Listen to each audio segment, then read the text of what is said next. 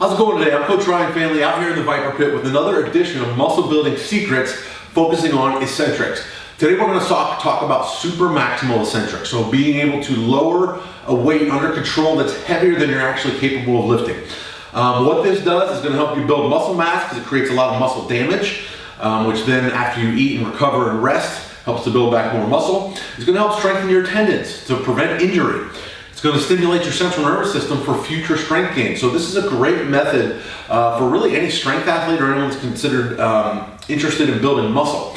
Now, the old school way of doing this would be to load the bar up with more weight than you can lift, lower it down and have a big meathead partner lift it off for you.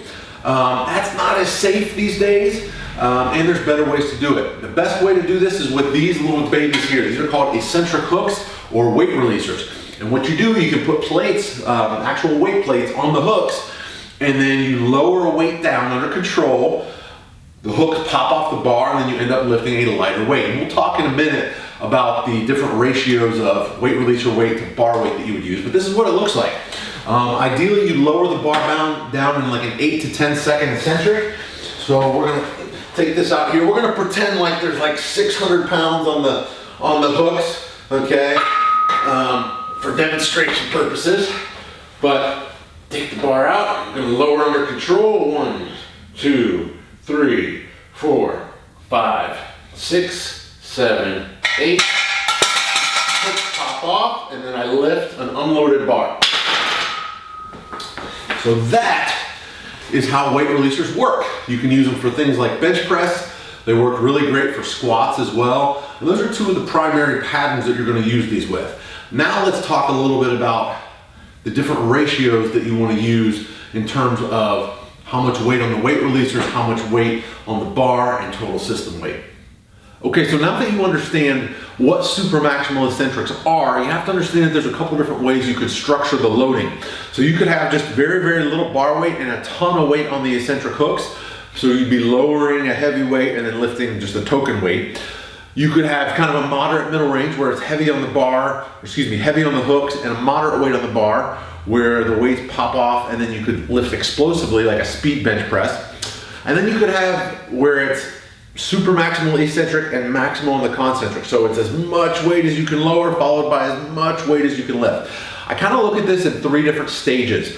So stage 3 you wouldn't jump to right away unless you've had experience with the other 2 stages. So just to give you an example, let's take someone whose bench press max is 275 pounds and they want to begin using supramaximal eccentrics. In the first couple workouts, I actually wouldn't have them lowering 275. I'd go a tad lighter and have them work on a full 10-second eccentric. This is just to stay on the safe side to allow the tendons and muscles a little bit of time to adapt. So what this could look like, you could have 135 pounds on the bar, which will feel very light to a 275 pound bench presser. Then you could have 120 pounds of weight on the hooks to give you a total weight of 255 pounds. Now, this isn't their max, they should still be able to lift this, so this technically isn't supra-maximal eccentrics, not yet, but we're building up to that. Second workout, keep the 135 bar weight, add a little more weight to the hooks, to 265 total weight. Next workout, 140 pounds on the hooks, so we're actually lowering your max now. So that's kind of stage 1. So stage 1 is kind of a break-in period.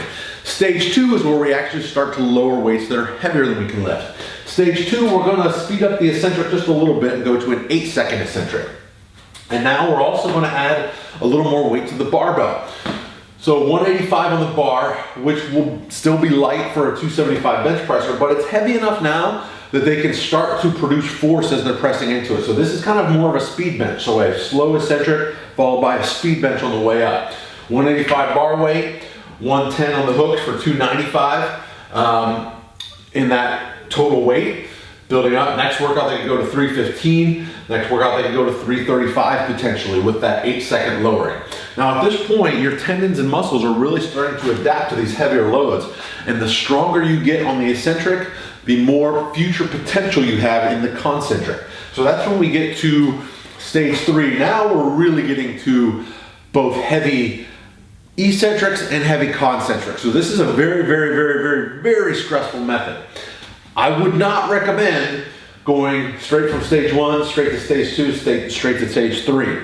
I would recommend breaking these up with a little bit of phases. So stage 1, Do that for a few workouts, then do a couple lighter workouts, 2, 3, 4 lighter workouts in a row, then stage 2, then a couple lighter workouts, and then finally stage 3. Stage 3, 265 on the bar, so near max, 100 on the hooks for 365 total weight with a 6-second eccentric. Eventually getting up to where we have the actual max on the bar, 110 to 130 pounds, all the way up to like a 405 pound eccentric. Now, research on eccentric shows that you can potentially build up to 170% of your concentric max. So if you can lift 100 pounds, you could build up to the point where you could safely lower 170 pounds.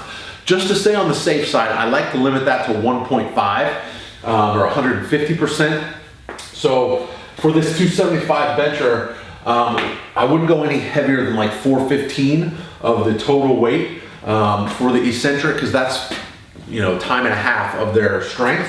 Once they get to that point, you can get away from the eccentric work for a while and work on building the concentric strength. So once this individual can lower 415 for a 6-second eccentric, now they'll eventually be able to do 285, 295, 305, 315 on the actual lifting. And those numbers will bump up very quickly once they switch from the slow eccentrics to a faster lifting speed.